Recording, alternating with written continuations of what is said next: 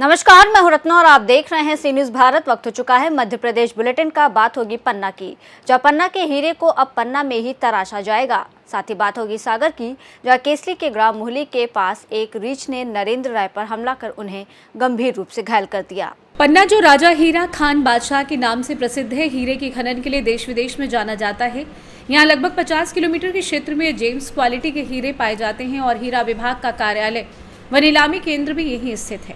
हालांकि हीरे की कटिंग और पॉलिशिंग मुंबई, सूरत जैसे अन्य शहरों में होती है, जिससे पन्ना के तुआदारों को उचित मूल्य नहीं मिल पाता।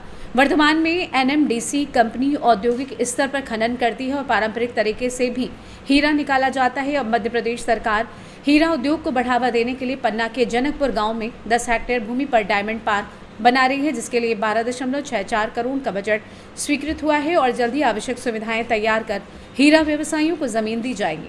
आइए जानते हैं इस विषय में कलेक्टर पन्ना सुरेश कुमार का क्या कुछ कहना था। हाँ, हमारे ज़िले में जैसे विदित है कि डायमंड पूरे देश में हमारे ज़िले में ही निकल रहा है, तो यहाँ के कटिंग के पॉलिशिंग के लिए यहाँ का हीरा सूरत अथवा अन्य शहरों में जाता रहा है और प्रयास ये रहा है कि यहाँ पे ही कटिंग पॉलिशिंग की इंडस्ट्रीज़ लगें।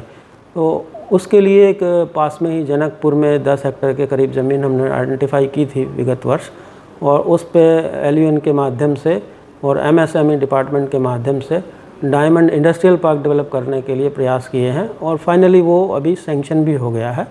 1264 लाख का लगभग उसमें इंफ्रास्ट्रक्चर का काम सैंक्शन हो गया है। एलयूएन वालों से मेरे अधिकारियों से बात हुई है और कहा है मैंने कि जल्दी से जल्दी टेंडर लगा के और वो काम भी शुरू करें। उसके पश्चात प्लॉट आवंटन की कार्रवाई होगी।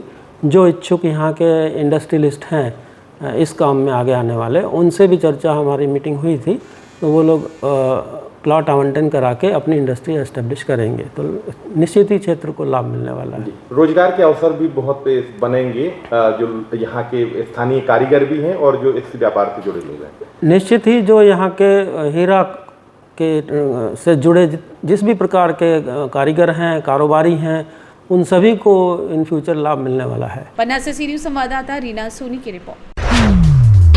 सागर जिले की तहसील केसली के ग्राम मुहली के पास सहजपुर महाराजपुर मार्ग पर एक रीछ ने नरेंद्र राय पिता राजा राम पर हमला कर उन्हें गंभीर रूप से घायल कर दिया। रीछ ने उनके पैर, पीठ और पेट पर नाखून से कई जगह वार किए, जिसके बाद उन्हें इलाज के लिए सागर बुंदेलखंड मेडिकल कॉलेज में भर्ती कराया गया है।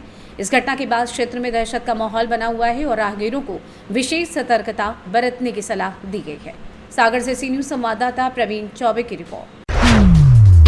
दमोह जिले के पथरिया विधानसभा क्षेत्र में मुख्यमंत्री कन्यादान योजना के अंतर्गत पथरिया कृषि उपज मंडी प्रांगण में एक भव्य सामूहिक विवाह कार्यक्रम का आयोजन किया गया, जिसमें 625 जोड़े वैदिक मंत्रोच्चारण और पारंपरिक रीति रिवाजों के साथ विवाह बंधन में बंधे।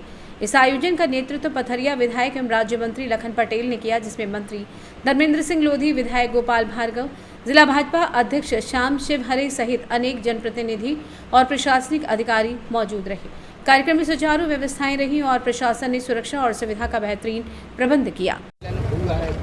कितने विवाह हुए, कैसा आयोजन किया गया?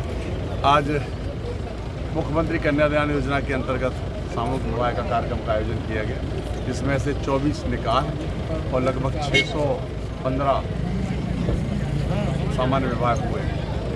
मैं सभी नवयुवकों के लिए, नव जोड़ों के लिए मैं अपनी ओर से बहुत बहुत शुभकामनाएं बधाई देता हूँ।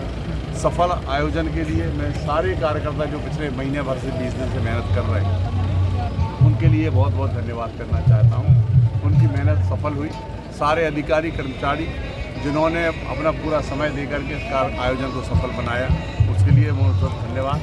और मुख्य अतिथि के रूप में पधारे धर्मेंद्र सिंह लोधी जी, हमारे पर्यटन मंत्री, वरिष्ठ नेता और 9 बार के विधायक आदरणीय पंडित गोपाल भार्गव जी, जिन्होंने अपना समय दिया, आदरणीय सिद्धार्थ मलिया जी, सभी जनप्रतिनिधियों जिले भर के जो समय दिया, उनके लिए सबका बहुत बहुत धन्यवाद।